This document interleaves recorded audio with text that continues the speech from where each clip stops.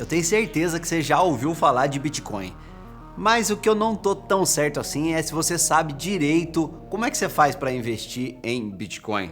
Você sabe de verdade quais são os riscos, as oportunidades também, de onde que veio esse negócio chamado Bitcoin? Será que tem jeito de ganhar dinheiro com isso de verdade? A galera pediu, então eu tô aqui para trazer para você uma série nova no canal para você aprender tudo sobre Bitcoin de um jeito que você nunca viu por aí. Como investir, como gastar, como guardar os seus Bitcoins com segurança. E de um jeito, claro, que você só vê por aqui. Então senta que essa série tá boa demais. Opa, bom demais da conta, William Ribeiro por aqui trazendo para você uma nova série sobre Bitcoin. É agora que você aprende de uma vez por todas de onde que surgiu esse negócio aí de Bitcoin, para que serve e como é que você faz para investir em Bitcoin de uma maneira responsável, tá? Sem oba-oba, mas também não perdendo o que pode ser uma ótima chance de você valorizar o seu dinheiro.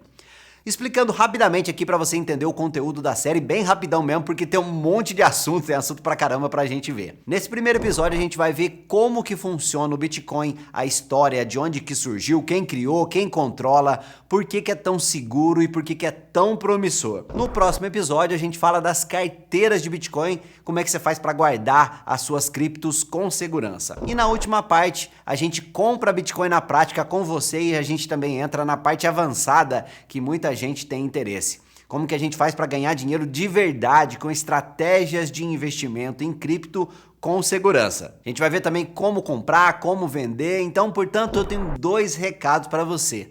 Não se esquece de se inscrever aqui no nosso canal para você não perder os próximos vídeos e também o que viabiliza aqui o nosso trabalho, que é o apoio da Binance, porque é através dela que eu consigo trazer um incentivo para você que apoia o nosso trabalho. E você já pode ir abrindo a conta enquanto eu ensino para você tudo direitinho por aqui, beleza? Então vamos nessa. Imagina um desespero gigante no mundo das finanças. Foi isso que aconteceu em 2008, uma crise financeira monstruosa. Os bancos, aqueles enormes, eles estavam em apuros e muita gente acabou perdendo as suas casas, as suas economias e a confiança nas instituições financeiras. Pouca gente pensa nisso, né? Mas o dinheiro antigamente era um mero recibo, né? Você deixava o ouro depositado e eles te entregavam um papel colorido. E para reaver o seu ouro bastava entregar o recibo de volta. Isso durou até 15 de agosto de 1971, quando os Estados Unidos acabaram com a convertibilidade do dólar em ouro.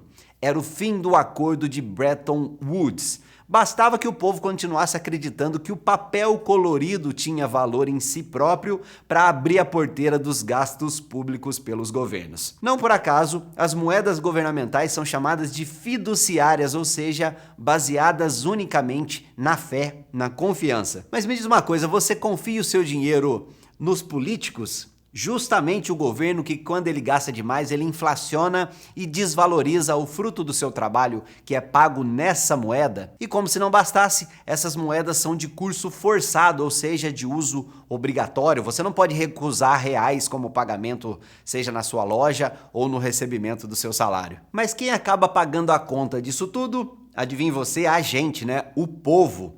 Mesmo em países com moedas mais fortes que o nosso real, quando o governo gasta demais, ele se endivida e imprime moeda demais, o seu patrimônio e o seu salário acabam perdendo valor por isso. Pensa só, se você fosse uma pessoa vivendo em 1900 e se você tivesse R$ 100 na sua carteira, se você fosse magicamente transportado para o ano de 2020 e abrisse a sua carteira, você ia encontrar lá somente o equivalente a $3 em poder de compra.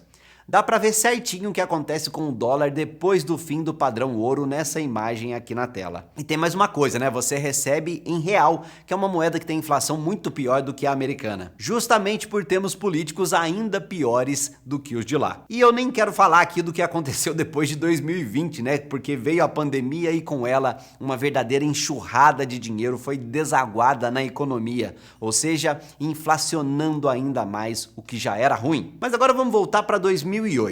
Enquanto os governos corriam para salvar os bancos em apuros, uma pessoa ou um grupo, ninguém sabe, chamado Satoshi Nakamoto, estava criando algo revolucionário: o Bitcoin. Era uma nova forma de dinheiro que não precisava de bancos ou governos, uma resposta direta à irresponsabilidade financeira estatal e à crise que ela gerou. No primeiro bloco do Bitcoin, chamado bloco Gênese, o Satoshi deixou uma mensagem escondida.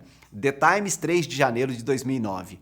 Chanceler à beira do segundo resgate para bancos. Olha só a capa do jornal, daqui a pouco eu quero explicar para você o que são blocos, tá? Mas essa mensagem gravada no Bitcoin era como uma cápsula do tempo, capturando o momento exato em que a criptomoeda nasceu e também o motivo por trás dela. Era uma crítica sutil, mas poderosa ao sistema financeiro que falhou e ferrou com tanta gente. E foi nesse cenário caótico que o Bitcoin apareceu, como um pequeno broto crescendo no meio da lama. O Bitcoin foi criado para ser diferente de tudo que a gente conhecia. Pensa no dinheiro que você usa aí todos os dias, controlado por governos e por bancos. O Bitcoin, por outro lado, é como um pássaro livre, sabe? Ninguém controla. Ele foi criado para ser raro, ele emula a escassez do ouro. Só existem 21 milhões de bitcoins e não dá para sair criando bitcoin do nada como os governos fazem com o nosso dinheiro. Sabe quando você joga um jogo de tabuleiro e alguém trapaceia, alguém muda as regras? Com o Bitcoin isso não rola, ele foi feito para ser justo e transparente. Todo mundo pode ver as transações, mas sem saber necessariamente quem está por trás delas. E o melhor de tudo, produzir novos bitcoins é muito custoso, o que tende a segurar a oferta e, por consequência, a própria inflação da moeda. Daqui a pouco eu vou contar para você como os bitcoins são gerados, tá bom? Mas o Bitcoin não era apenas dinheiro novo, era começo de algo muito grande chamado blockchain. Uma lista de registros, como se fosse um livro de contabilidade mundial super seguro e transparente. Eu quero explicar para você tecnicamente direitinho como que funciona a blockchain no segundo vídeo aqui da nossa série. Mas o que importa aqui pra gente é o seguinte: para você entender a blockchain, nesse ponto que eu preciso que você entenda é o seguinte: ele é um banco de dados que está no mundo todo e é impossível de ser alterado. E para conseguir gravar um bloco novo nela, ou seja, um pedaço ali de informação que tem várias transações dentro dela, precisa de cálculos computacionais super complexos. E quando isso acontece, os outros computadores da rede mundial conseguem facilmente verificar para ver se aquela alteração ela é genuína e, portanto, ela vai ser aceita, ou se ela é fraudulenta e vai ser rejeitada. Pensa num jogo de Sudoku. Você já ouviu falar nesse jogo? É muito difícil de resolver, mas é muito fácil de verificar. Daqui a pouco eu quero te falar um pouquinho mais sobre o processo de adicionar blocos na blockchain, conhecido como mineração. Mas desde 2009, o mundo das criptomoedas, que inclui o Bitcoin e muitas outras moedas digitais, cresceu muito. Agora, não é apenas pessoas que gostam da tecnologia, mas também investidores no mundo todo, incluindo grandes empresas e, pasme você, bancos e gestoras tradicionais do mercado financeiro. O Bitcoin sozinho já ultrapassou a marca de $1 trilhão. Ele foi o pioneiro, mas também milhares de outras moedas digitais vieram na sequência, cada uma prometendo resolver um problema diferente do Bitcoin. Mas o Bitcoin reina absoluto. Inclusive, no dia que eu tô gravando esse vídeo, é o 10º ativo em valor de mercado no mundo financeiro, acima da capitalização da Tesla e da Visa, por exemplo. O primeiro é o ouro, evidentemente, né? As pessoas costumam, inclusive, comparar Bitcoin com ouro, dizendo que o Bitcoin seria uma espécie de ouro digital, já que ele é escasso e nenhum governo pode sair imprimindo e gerando do nada. Olha essa comparação aqui na tabela entre ouro, Bitcoin e moeda estatal, que eu coloquei aqui o real para facilitar. Em termos de escassez, Bitcoin e ouro são escassos ao contrário do real.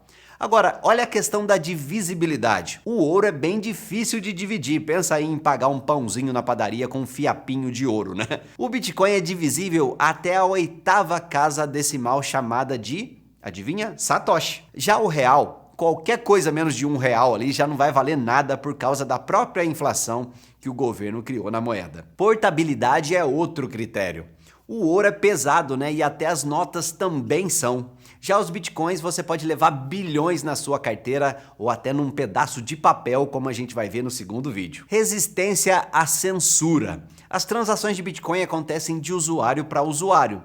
Já em ouro, em grande quantidade, ou você vai ter que assumir o risco e manter na sua casa, ou você vai confiar a um banco, exatamente como você faz com os seus reais. E claro, com um governo de olho bem grande ali, podendo confiscar tudo de você. Durabilidade, o ouro é muito bom nisso. Inclusive, a maioria do ouro minerado já está em circulação. O Bitcoin também não estraga, não desbota, não solta as tiras.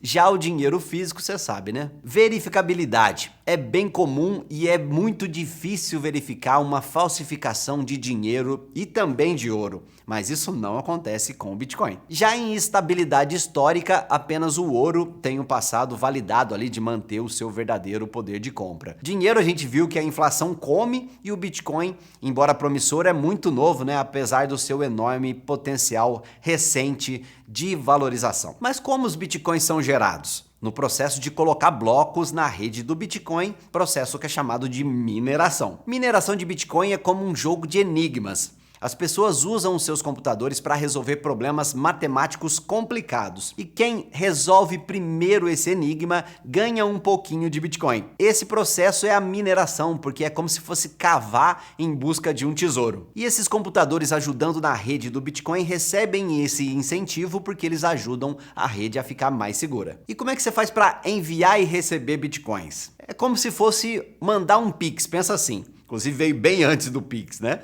Para você receber Bitcoins, você vai precisar de uma carteira de Bitcoins. A gente vai falar no segundo episódio. Ela vai te fornecer um endereço como se fosse a sua chave Pix, mas aqui vai ser o endereço da sua carteira de Bitcoin que você passa para os outros para que eles transfiram o Bitcoin para você. Você pode comprar Bitcoin de outra pessoa que queira vender. E aqui o risco vem dessa pessoa mesmo, né? Da credibilidade dessa pessoa, de garantir que você manda reais para lá e vem Bitcoins para cá. E até de praxe que os Bitcoins só sejam enviados depois do dinheiro, porque as transações em criptomoedas são irreversíveis. Outra opção é você comprar de uma empresa especializada nisso, uma corretora de Bitcoin, uma exchange de criptomoedas. E para isso, você tem que fazer num lugar seguro e é justamente por isso que a gente tem a parceria com a Binance, que é a maior corretora cripto do mundo. E para enviar Bitcoin, você precisa de um endereço do destinatário, que é parecido com uma chave Pix, mas aqui é o endereço da carteira de Bitcoin de outra pessoa. Claro que você também precisa ter o acesso à sua carteira para que essa transação seja aceita. Quando você manda Bitcoin, você está praticamente dizendo para o mundo todo: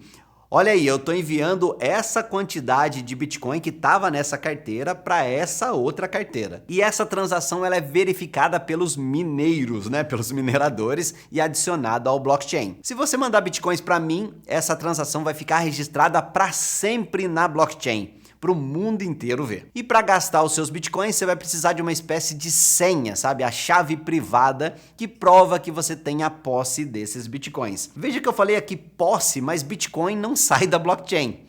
Quando você compra Bitcoins, na verdade, você tem a senha de desbloqueio dessa carteira que você tem, que tem os Bitcoins que você comprou. Então, olha só o tamanho da responsa. O lema do Bitcoin é Be Your Own Bank, né? Seja o seu próprio banco. E isso é ótimo, mas também para todo poder tem uma responsabilidade, né? Se você perdeu ou se alguém tiver acesso à sua senha, já era. Se você perdeu, não tem um saque do Bitcoin, não tem um Procon ou um banco para você ligar, embora os roubos continuem sendo crime. O que eu quero dizer é o seguinte, é que não tem nada para ser feito para recuperar os Bitcoins da sua carteira. E é por isso que quando você investe em Bitcoin, você tem que tomar uma decisão.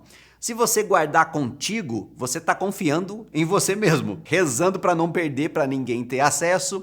Olha a resposta, você precisa lembrar onde está, precisa manter a integridade disso e também garantir que ninguém veja o que você colocou lá, né? A sua senha da sua carteira, por assim dizer. Tem que estar disponível para você, mas indisponível para os outros. Desnecessário dizer que nem todo mundo tem o poder de ter essa responsabilidade. Pensa um idoso, por exemplo. E você não faz ideia como um suporte de banco tá lotado ali de pedidos de suporte de gente que tem dor de cabeça muito menor do que essa. Então, não tem nem para quem ligar, né? Em caso de piriri ali, definitivamente fazer isso não é para todo mundo. A outra opção é você delegar isso para outras empresas, sabe? Casas de câmbio de Bitcoin, as exchanges, fundos, ETFs. E eu já te aviso que não faltam histórias de gente fugindo com o Bitcoin dos clientes, como você pode ver até na Netflix na série Criptofraude. Isso quando essas empresas de fachada investem mesmo em Bitcoin como dizem fazer, né? Portanto, desconfie sempre quando alguém desinvestir em Bitcoin por você, sabe? Como fundos de investimento clandestinos ou propostas de investimento que prometam rentabilidade em reais. Não existe renda fixa em renda variável. No próximo vídeo da série, a gente vai ver como que você faz para guardar os seus Bitcoins e também as carteiras de Bitcoin. E também a gente vai ver por que a blockchain é tão segura na prática. A gente vai ver um exemplo ali super didático que eu tenho certeza que você vai gostar. Mas para isso, me prova aqui, me mostra que você gostou da nossa iniciativa aqui, da nossa série, comentando bastante aqui embaixo. Deixa seu like também, a gente se vê no próximo vídeo. Valeu, tudo de bom, tchau!